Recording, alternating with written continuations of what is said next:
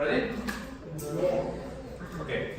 The next topic is called particular antiderivatives. It's not a difficult topic, it's very easy. Remember that last class, on the last classes, I told you that when you integrate a function, what do you get? A general antiderivative. So for example, if you have an integral of a derivative of a function, dx equal to what? What will be the integral for that? For the antiderivative? F of x plus the constant of integration. Why is this? Because this constant can represent any possible constant, and you can add to this to obtain the derivative. Okay? I want the derivative of this, I obtain this. That's the general antiderivative. General antiderivative. But in this situation, if I have an initial condition or initial conditions, there is a way to find the exact value of C. If the problem gives me an initial condition for this, I can find the value of C. Okay? I'll give you an example.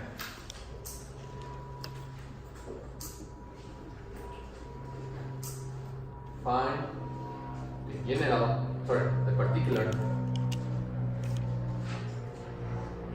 antiderivative of f prime of x equals to plus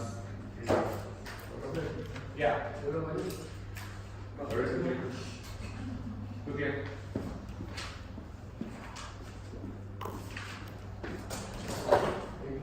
3x squared minus 1 if f of 2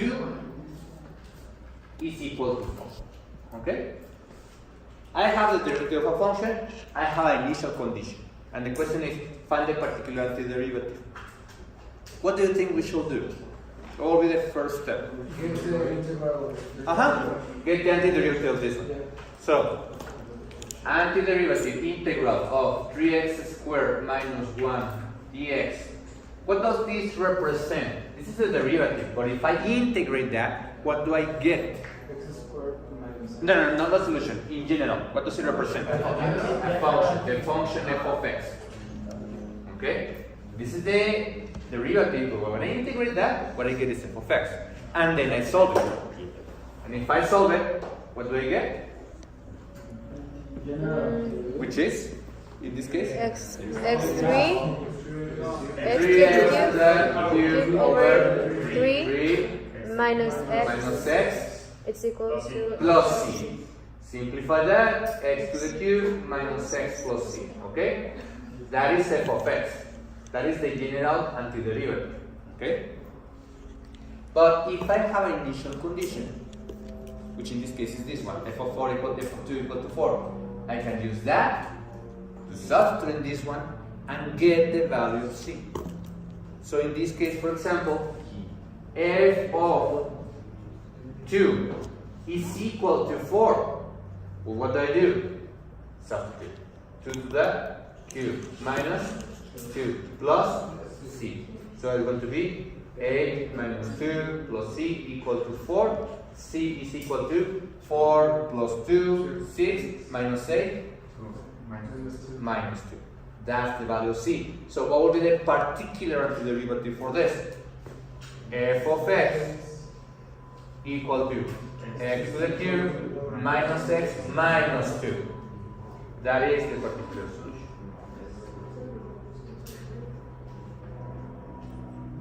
Solution or particular antiderivative.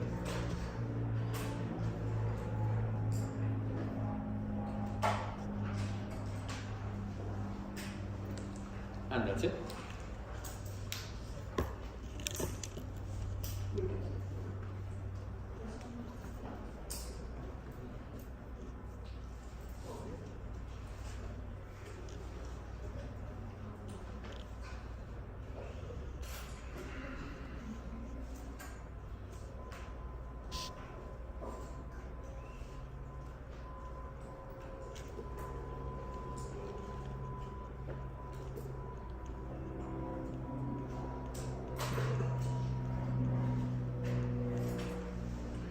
So when you have general, if you have a initial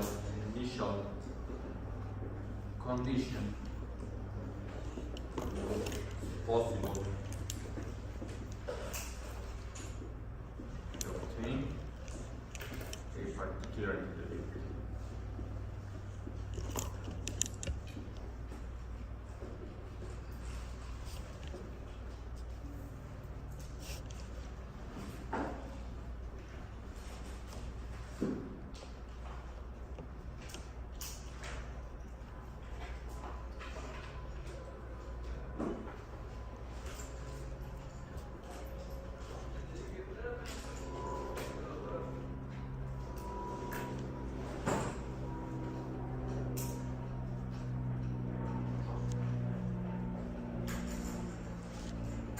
Okay, questions? Yo, si no tengo valores al principio, no puedo resolver. No.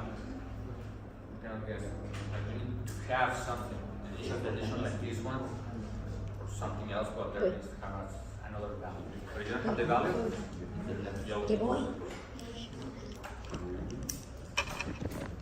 Sorry, later during the semester, we'll see the definition which is different. In that case, you have an integral with values. Or in that case, the answer will be a single number. Will represent something different. It represents an area under a curve. That's another way to find an integral. But we'll see that later. Es como la Ajá. But that's called definite integration. And we'll see that in second question. Okay. Fine. Questions? Do you understand this? The idea of this? Yeah? The process is very mechanical and everything, but before I continue, I want you to show you something so you can understand a little bit what I mean by this. Last semester, if you remember, in Math 5, there was a topic where you had the graph of the derivative and you need to graph the original function, remember? Yes. And if you remember, in that case, you had the derivative and you graphed the sketch of the original, but that was just a sketch. There was no way to find the real function from that one. But with this, now we can. Okay? For example,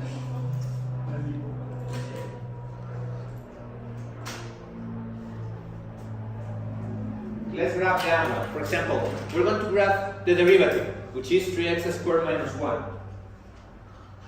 3x squared minus 1. Okay? So, in this case, if you remember, in that topic, we gave you this graph, for example, and we told you, okay, do we have x-intercepts or minimum point? What does it represent in the original? And then we sketch, right? Let's see if you remember. Maybe. This one is an x-intercept in the derivative. What will be the point in the original? A minimum or maximum? Minimum or maximum, yeah. But how can I tell if it's going to be minimum or maximum? If it's menos or max? Aha, exactly. Can I read this part? Yes. So, for example, here, this was an x-intercept. So, since before that the derivative is positive, my graph should be the original increasing until a certain value that I don't know of. Then until here, which is a minimum in the derivative. So it It's becomes an an inflection point. Concavity changes. Where is it? We don't know at the beginning. And then until here, which is going to be a minimum, and then goes up. Okay? That's what we did last semester. Just a sketch. But in this case, for example, since we now have an initial condition, we know that the original function f has to cross by those two values. Okay? The shape is going to be the same, but now we know something else. So if we were to graph this one, let's see what happens. Y equal to x to the cube minus x minus 2. What happens? Of course, it's not the same as the one that I did, but it has the same shape, but now it's the exact one because this graph passes through the point what? 2, 4, which is this one. Okay? That's the point that my initial condition is. Okay? That's the meaning of this, basically. Questions? No. Now, before you start freaking out, you're not going to graph this in the exam, okay? Okay, I'm just going to show you so you can know what happens, but you're not going to graph this anymore. In the project, perhaps, but not in the exam. Yeah. No, de hecho, por ejemplo, este ejercicio que tenemos de proyecto son ejercicios tipo examinante. Tipo examinante, para que los vayan preparando para okay? Fine. Questions? No? Good. Another example. Can I erase?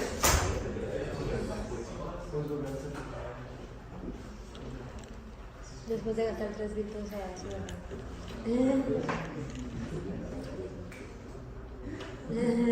Sí les dije, ¿no? Jimena, se les ha pasado eso, ¿no? Porque tenemos una función y tenemos que integrarla, pero entonces... Ajá, que no sabemos cómo hacerlo. Que sí se podía saber exactamente qué puntos eran.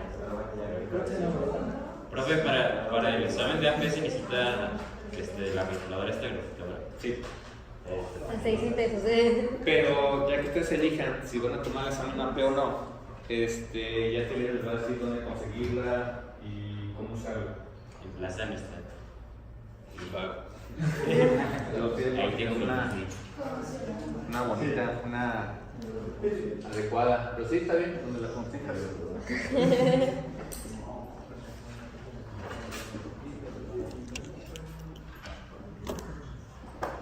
Okay, another example. Don't worry, we have also Monday to work with activity, so just examples. Find a particular antiderivative of f double prime of x equal to 2, knowing that f prime of 2 is equal to 5 and f of 2 is equal to 10. In this case, I have the second derivative, I have the first derivative evaluated, and the original one evaluated. So what do I do?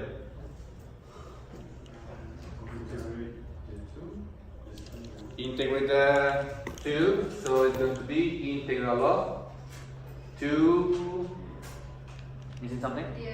Dx equal to integral of that 2x plus c. Okay? What does that represent? This represents the derivative, the original one, the first derivative. So what do? I have the condition for the derivative, so I substitute here. F prime of 2 equal to 2 times 2 plus c equal to 5 plus c is equal to 5 minus 4 equal to 1. So right now the first derivative is going to be 2x plus 1. Yeah? And then I need to integrate again. Integral of 2x plus 1 dx. Don't forget the notation, please. And that's going to be the original function. Integral of that? X squared plus x plus c. Put the values. F of 2 to the square plus 2 plus c equal to 10. So c is equal to 10 minus 4, 6 minus 2, 4. Final solution. X squared plus x plus 4. That's it.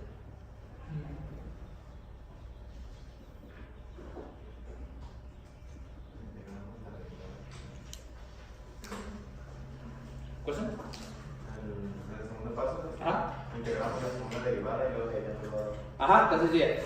You integrate the second derivative to get the first derivative. Evaluate, get the particular first derivative. And then integrate that again, get this one, find the value, get the particular derivative of x. Si estás en esa y te piden la f de x y no tienes el valor de c, ¿qué vas a hacer? what we'll do an example of that. So, for example, I can give you a second derivative. At the beginning, yes. No, at the beginning with x is fine. And then you start giving the values until you can have a close equation, for example. And then you need to drop the values.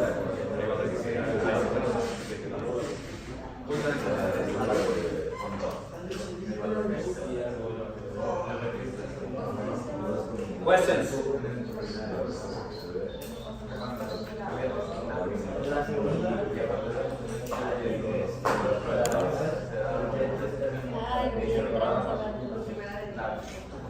Because that's the integral.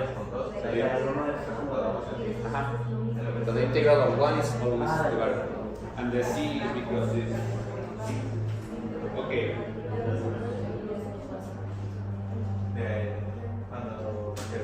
Another example.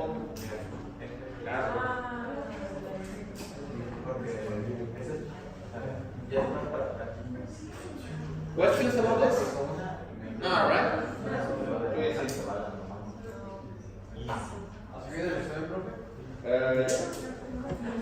Well, another example, yeah. By the way, remember that the quiz is going to be next Friday and it's going to include derivatives again, the vacation homework.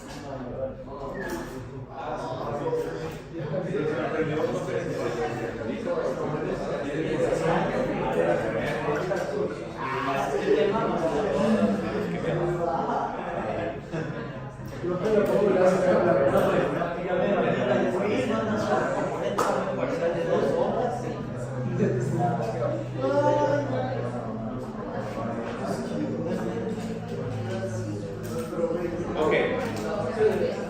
Last example.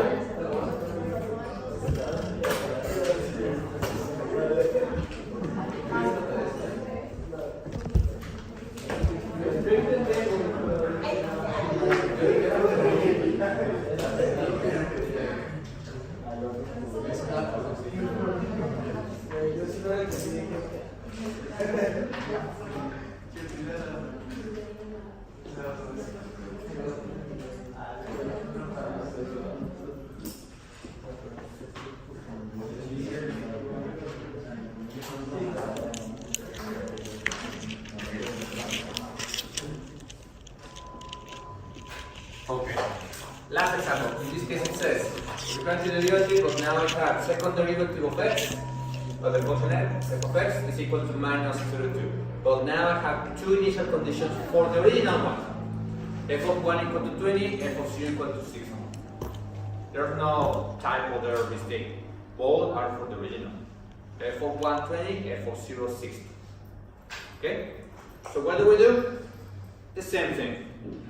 We integrate the second derivative. So it's going to be integral of minus 32 dx. And that will be the derivative, the first derivative. What's the integral of that?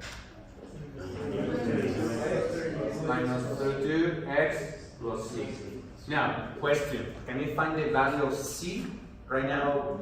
I can't, because I don't have the condition for the first derivative. So what do? I leave it as c. And integrate that one, minus 32x plus c dx. That's the original one. So it's going to be integral of minus 32x. You can leave minus 32x squared over 2 and then simplify. Plus c is a constant, c is a number, so cx plus c. The problem is that this c and that c are not the same. So we're going to call this c1 and c2 to make them different. Okay? If it's just one simple c, fine, no problem, c. But if there are two different c, one obtained from the previous one, you need to call them differently. And if you want, you can simplify, so it will be minus 16x squared plus c1x plus c2. Now what? That's the original function, the basic function. What do? Substitute. Substitute the two conditions to get the two C's. Which one do I substitute first? This one or that one? Let's use this one now. Why? Because in this case, since I have a 0 in x, well, it's going to cancel basically everything. So it will be easier. So f of 0 equal to minus 16 times 0 plus c1 times 0 plus c2 equal to 60. So 0, 0, c2 equal to 60. And then use the other one to get the other value c. F of 1 equal to minus 16 times 1 plus c1 times 1 plus 60 equal to 20. So it's going to be minus 16 plus c1 plus 60 equal to 20. c1 should be 20 minus 60 minus 40 plus 16 minus 24. Do you agree?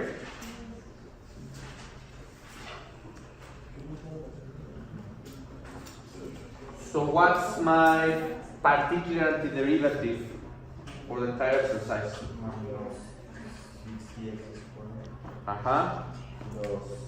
Minus 24x.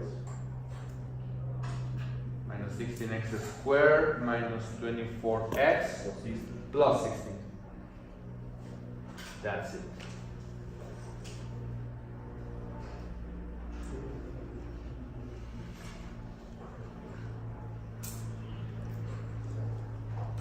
That's it.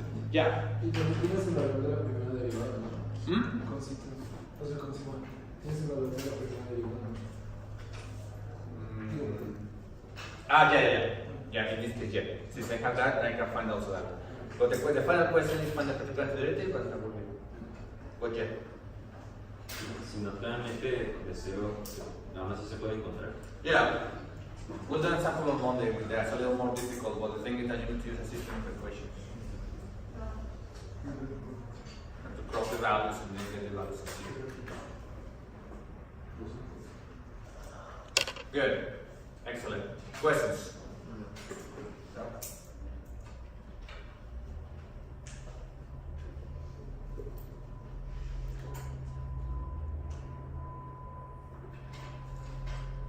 Okay.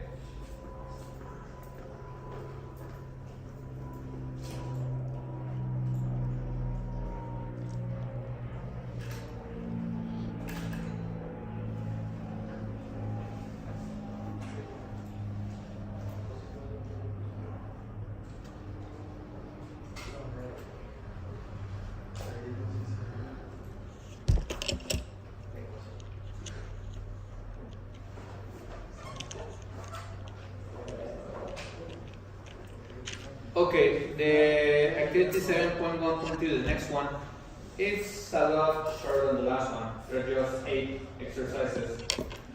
But still, I'm going to still use Monday's class to finish with the topic. So you can finish on Monday if you want to. But, or with that. Okay, so right now we're with activity, please. Or you can finish the previous one, because that is due Monday. This one is going to be due on Wednesday. On Wednesday.